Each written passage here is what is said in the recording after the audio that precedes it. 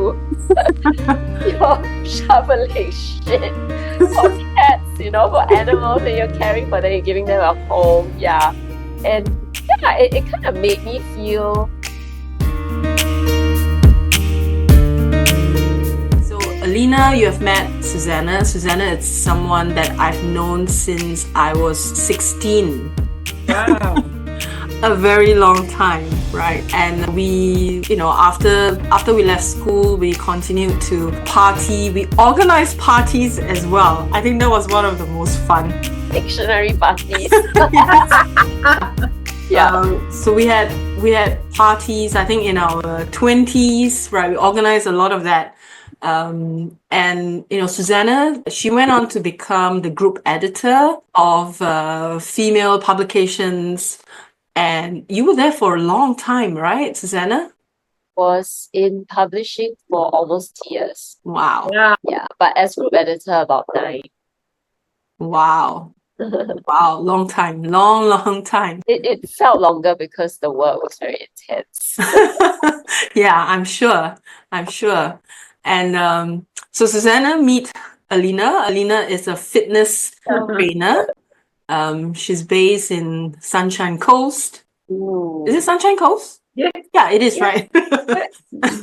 And so she's helping, I guess everyone, but especially midlifers, to lead healthier lives, right? And she also does nutrition. Okay. Yeah. Wow. Such a worthwhile life. Yeah, that's what I told her. I told her that, her purpose, right? Like helping people in their midlife to continue to be strong and to believe in themselves and, to do, I think some people when they reach a certain age, they think like, oh, this is no longer for me. I should stop exercising. But the opposite is true. Yeah, definitely. And I'm finding now that as I get older, my clientele, with me and, I've also got older clientele as well. And I've got quite a few clients that are retiring at the moment, and I'm not retiring, but I've got clients that are, who are retiring, and they're at that point where they're so used to structure and, and routine. And so it's that big transition that when they're going through, a huge big change like that, they start to question everything. And one of the biggest things is that they don't want to be governed by time or time frame. And so they think that by sleeping in and doing all those things that they haven't been able to do for quite some time is really appealing. But eventually this wears off, and then they're still stuck with the same problem, but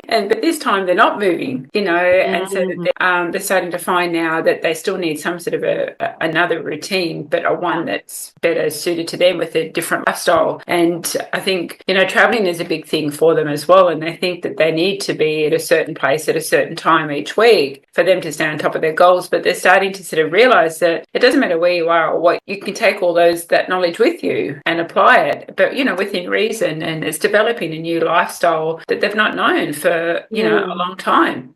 Yeah. Well, I'm not retiring too. I think, Susannah, you are semi-retired, or I guess if you define work as something you're paid for, then I actually don't work very much in that sense. But everything is work, doing small chores, like for me, taking care of the cats, doing work for church. I feel that it's all work. So in a sense, unless we become total sloths, we never really retire. Yeah. We go on to do other kinds of work that may or may not pay us, or pay us in different ways. Yeah. Kind, in love, or whatever. Yeah. Are you fostering cats, or they're all your own cats? They all four are mine. So in a sense, I always wanted to have an animal sanctuary. It's like this huge dream I always had. And I thought, okay, once I leave publishing, this is what I hope I can do. But of course, I never did anything about it. But then one day I realized, actually, my dream has come true. I kind of run a very small cattery. 4 of them every day. Yeah. Like Alina says, you have a routine. Yeah. It doesn't mean you're retired. You can just sleep in and just, let your day be organic. You can't. I have a very strict routine, probably more stricter than when I was working, in publishing. I wake up much earlier. I work much harder. Yeah, so one day when I was like cleaning the cabinet, I told myself, hey, your dream came true. You're shoveling shit for cats, for animals, and you're caring for them, you're giving them a home. Yeah. And yeah, it kind of made me feel good about it. Like I really started being into it, as opposed to before that, before I realized it was like a bit of a chore. Yeah, Yeah. yeah. But dream came true, amazing. Yeah. Nice, nice. So are you looking to adopting more cats? No, I cannot handle more than four. Okay. Four is actually a lot. And Yeah. yeah, four it really feels like work in that Yeah. sense. Yeah. I think if you have two, one or Yeah. two, it's still more like leisure, Yeah. you know, Yeah. yeah, um, Yeah. nurturing. But yeah, this is like really a routine. And Yeah. they have a routine too. What time, like one of my cats doesn't get along with the other three. So she has to go into her own room after her breakfast so that the other two can come out of the other room to Oh my goodness. the house. Yeah. And then there's one who's Switzerland. She goes wherever she wants. Yeah. So they're like children in a sense that, okay, and they get conditioned too. So I have to keep to that routine. Yeah. Okay. So are these cats like stray cats, abandoned cats, and you rescue them? Two were from SPCA. Mm-hmm. Um, I had them when they were kittens, 4-month-old kittens. Now they are 9 years old. One was from the street. Like Oh. he was running around with two other boy cats, and my friend who was their feeder used to feed them, and then his two brothers got poisoned. Yeah, so she found them like dead, where she usually feeds them. And she was very worried about him. So she asked if I could just take him in because he's gonna be next. She was, just thinking. Yeah. So I took him. Yeah. Okay. And then the last one was from a cat hotel. She was a long stay resident, because she was rescued but never rehomed. So her rescuer just kind of paid for her board and lodging at this cat hotel. Wow. Yeah, and I met her because, okay, this is so complicated. One of we have a church cat that needed a new home because the church was being renovated. So we brought him there, and then that's where I met this boy and decided Okay. to adopt her. Yeah, Okay. yeah. Wow. All of them have a story, and um, yeah, I call them my longkang cats. Alina, longkang means drain. They're like, yeah, they're really like from the Yeah. yeah. Yeah. Yeah. Do you have cats, Alina? No, You have a I dog. don't think my dog could handle that. Mm. We have a cat. So this morning, so my dog moves pretty quick. But this morning at 4 a.m., he decided that he was going to move extra quick because we heard this at the back and he was off. Oh, So, no, I don't think he would appreciate the cat. okay, okay. Well, I've got my big dog and two cats. Two cats. Oh, Two okay. cats. And so, A lot of work too. well, the two cats actually are Sasha's cats, but Sasha has left for the UK.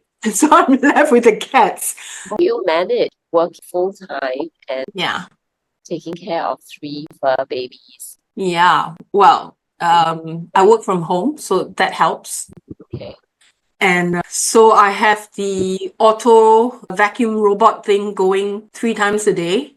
It has to go 3 times a day because I know what you mean.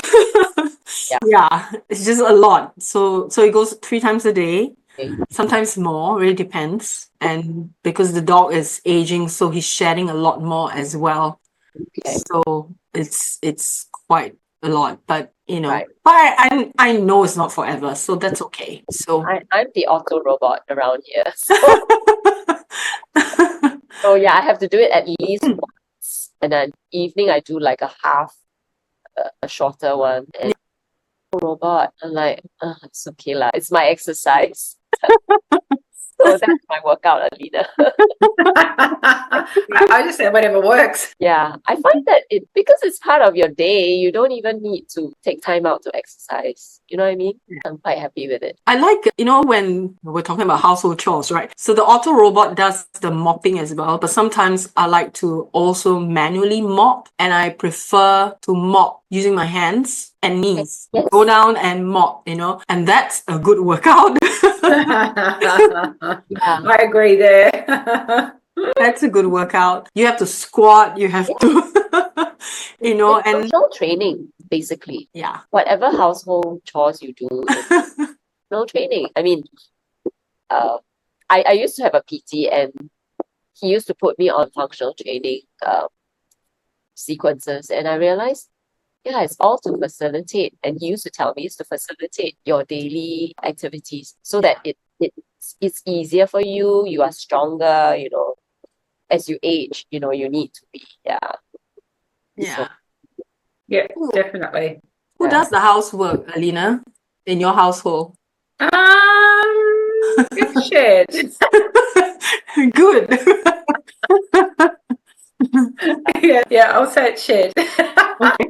Okay.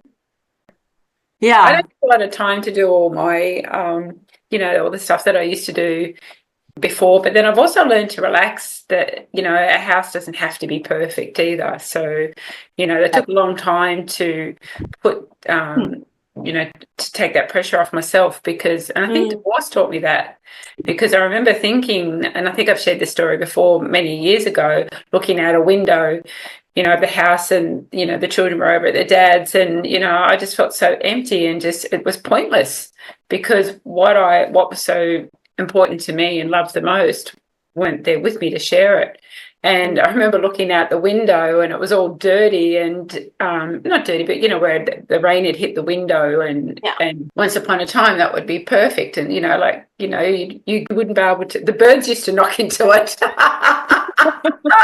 and then I don't know. I just thought that's when it really hit me, because I spent a lot of energy in keeping a really clean home all the time, and I was really proud.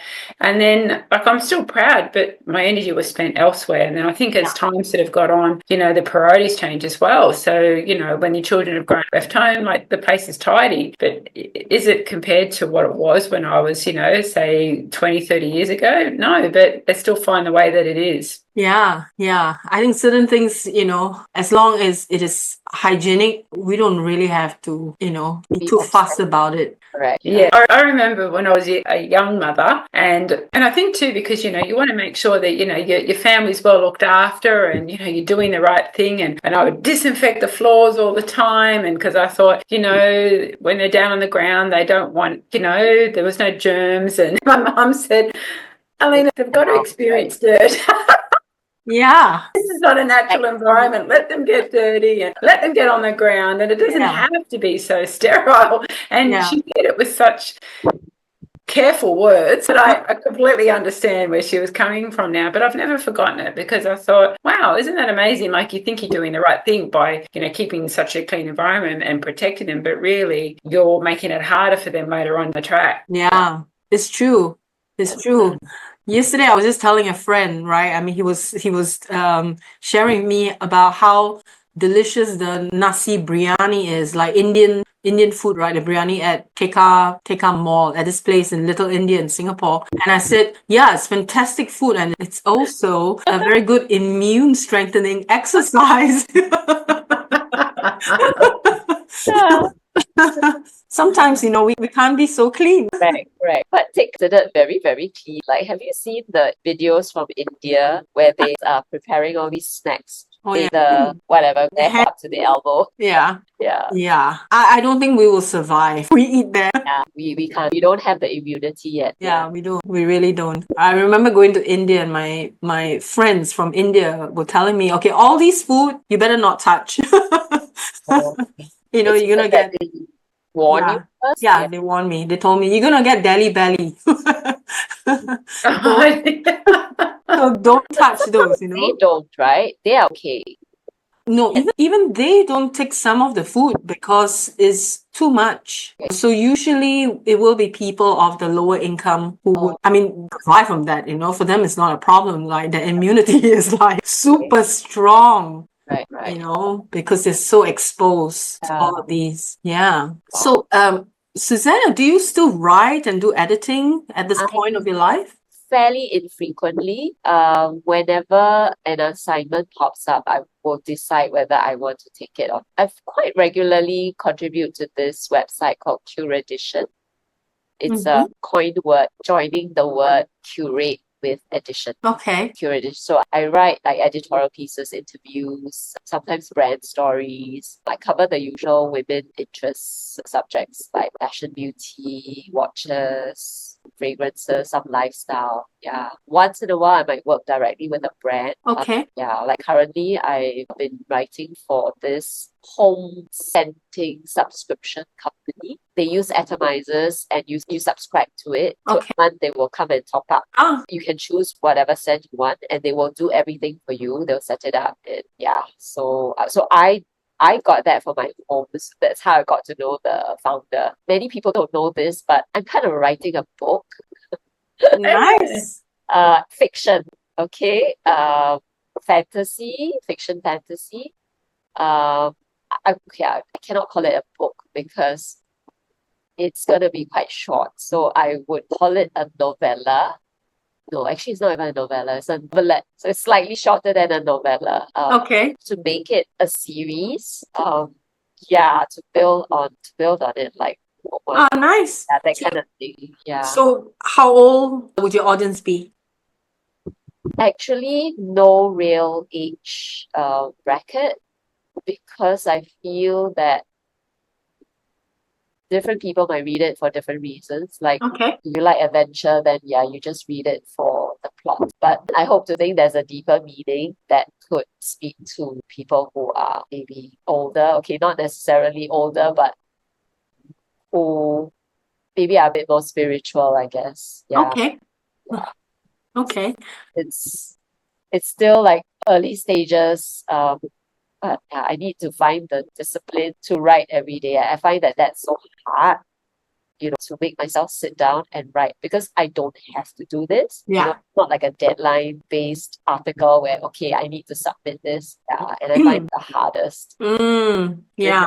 You just always would rather just sit down and watch Netflix. You're so tired from doing housework or whatever, right? Or running around. Yeah. Like, oh, I have to open my laptop. Yeah. So, Alina has written a book as well. Hers is, I love the title. Life Give You Lemons, You Squeeze Harder, right? That's the title. So I think we have all written books. I've written several as well. So Susanna, when do you see your book coming out so that we can tell people to look out for it? I was supposed to finish it last year.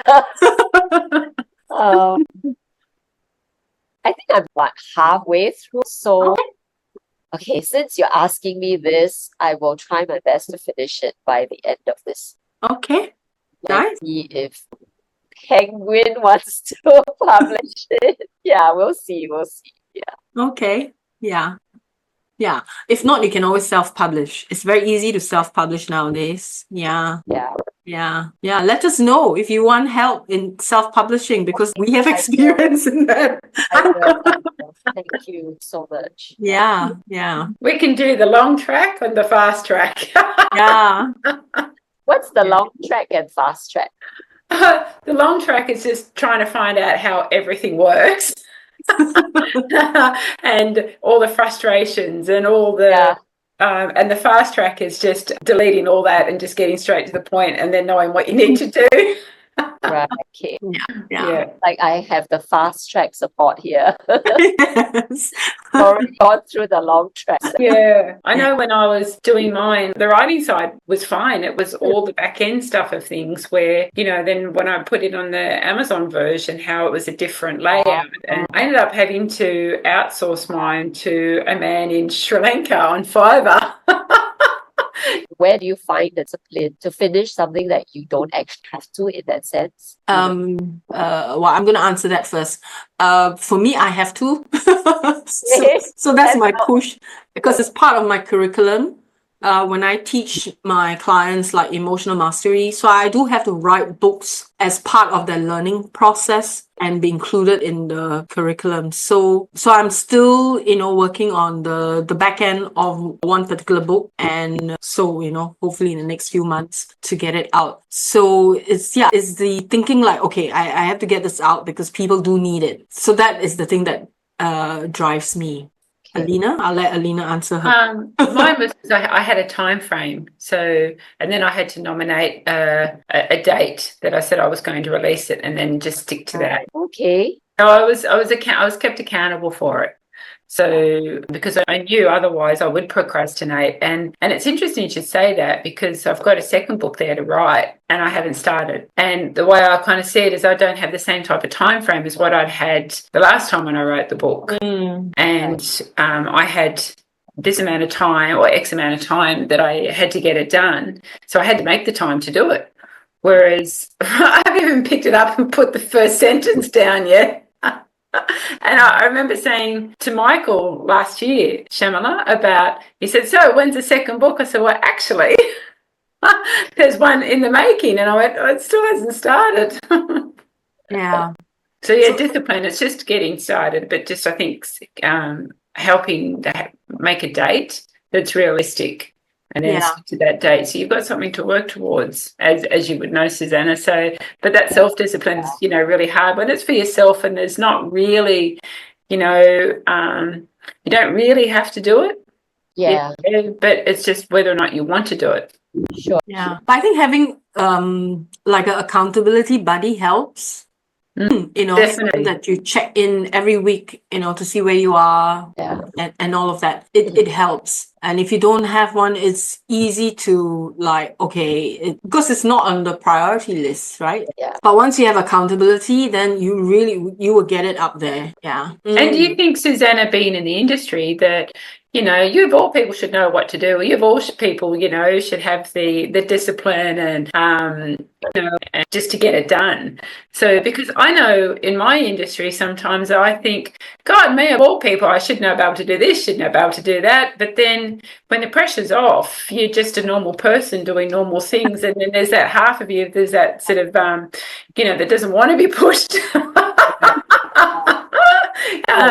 So it's hard, but when you've got that accountability for yourself, it makes such a big difference because it gets you through those hurdles that, otherwise it takes twice as long. Yeah. I should, from what you've all said, come up with a production schedule. Yeah. Because that's how we used to work, right? I mean, that's what publishing does. And it's followed so strictly. So why? Yeah. Yeah. Are you going to give us dates?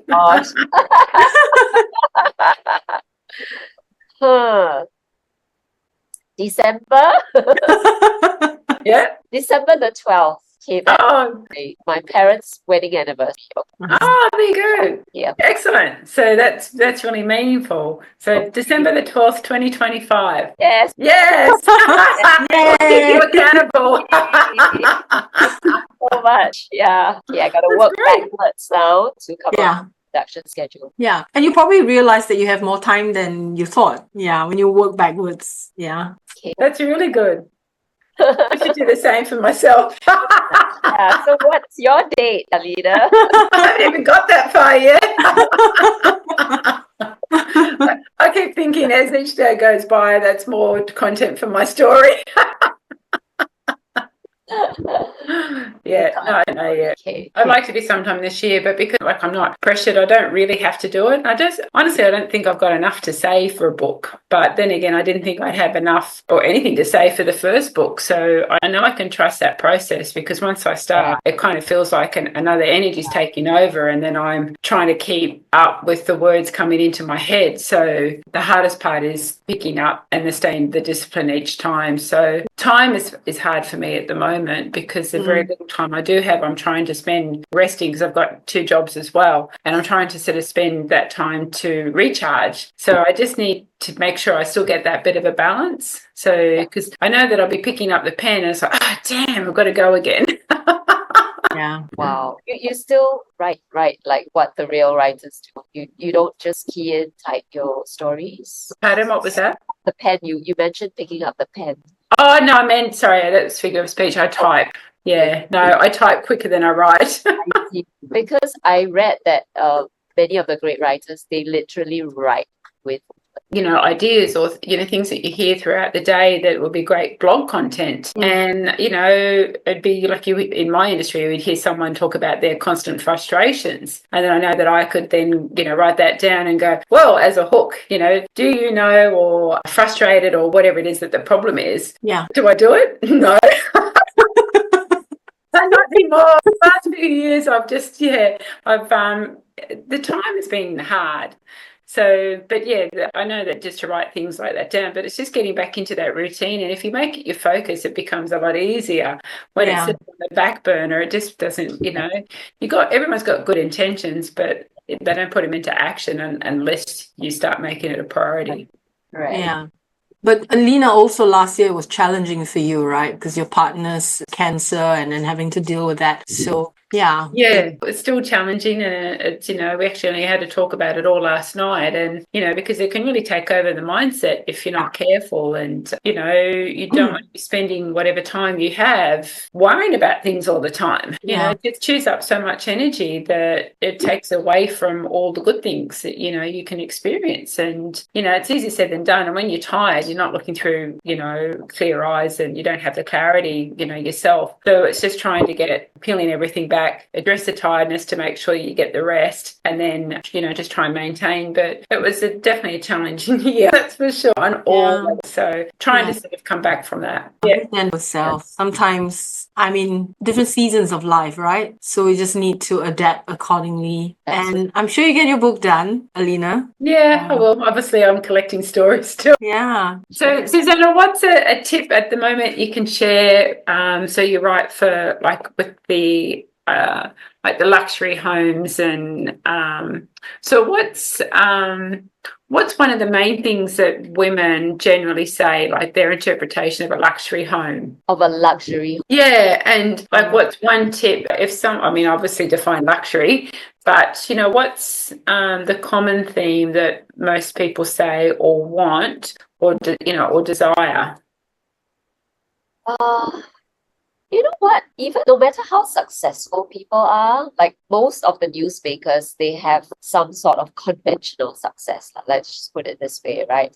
At the end of it, they always tell me that if they're not happy, they're not successful. Yeah. So they can be whoever, whatever, But interiorly, if they are not at peace and they don't feel love, whether it's from themselves or from people who matter to them, then they are only living in the appearance of success. Yeah, that's what I learned from interviewing all these women. And it always grounds me too, because sometimes you yourself can get caught up with their lives, like, wow, she did this, she did that, blah blah blah, and like, where am I? It's very natural to make the comparison, but I've been so blessed to meet people who have been so open and so authentic that they shared that vulnerability about themselves, that if I don't feel loved, I'm not at peace, all this doesn't matter anyway. I think that's really good too, because it helps the other woman who's experiencing that themselves. Yes, and it's like, all it takes is one person to open up to say something like that, and then the pressure's off. Correct. Just keep it real, and I really appreciate that they are able to share that. Yeah. Yeah. Yeah, definitely. Is there a surfboard behind you? Yeah, it's painted with Wow. one of my Balinese friends. You Does obviously things like that. Yeah, wow, okay. Nice. Sunshine Coast. yeah.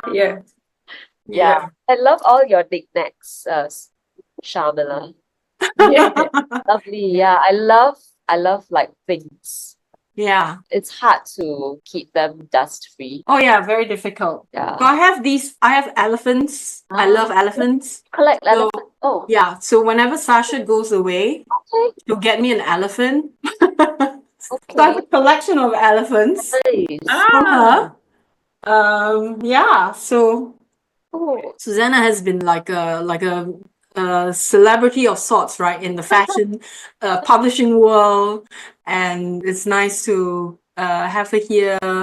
And it's been quite a journey, right? I mean, having known you since we were teenagers, and then growing through that and moving through our careers and all that, and then coming to this point where we're in our 50s.